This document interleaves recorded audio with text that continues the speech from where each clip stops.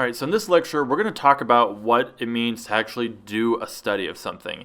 And I don't just mean draw something from reference, I mean to actually study a subject so well that you can draw it out of your head from any angle, from any pose, anytime, without looking at reference, okay? Now, why would you even want to do this, right? That seems like a lot of work when you could just look up a reference photo for just about anything and draw it that way. Well, because one, you always have to look up a reference photo, which can be work. Sometimes you don't have access to that.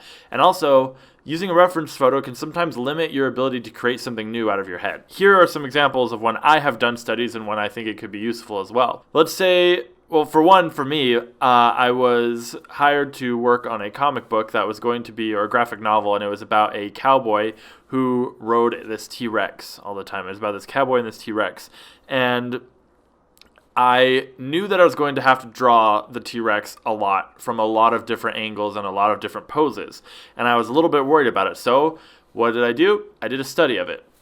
So what does that mean exactly to do a study? Well, what it means is to first understand the proportions and exact dimensions of whatever it is you're going to draw, right? So when I did the study of the T-Rex, I blocked out a really basic form of the T-Rex, so I had memorized all of the basic shapes that made up that T-Rex and how big they were in relation to each other, right?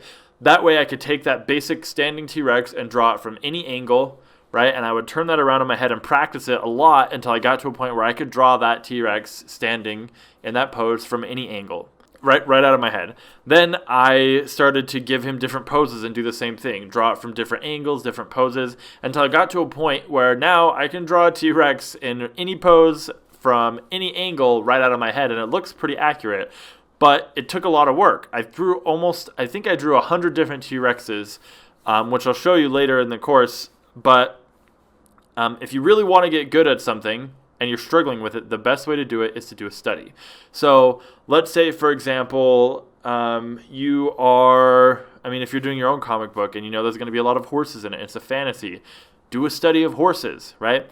Now, this doesn't just mean go and draw a whole bunch of reference photos, right? If you just go on Pinterest and find a ton of reference photos of horses and then draw them, you're not quite going to learn it, right? To do a study, you're really deliberately and purposefully looking at that object and trying to understand its proportions, its dimensions, how it moves, how it poses, to be able to draw it accurately, right? A lot of people really struggle with drawing hands. I'm honestly not the best at it, and I know I could get better.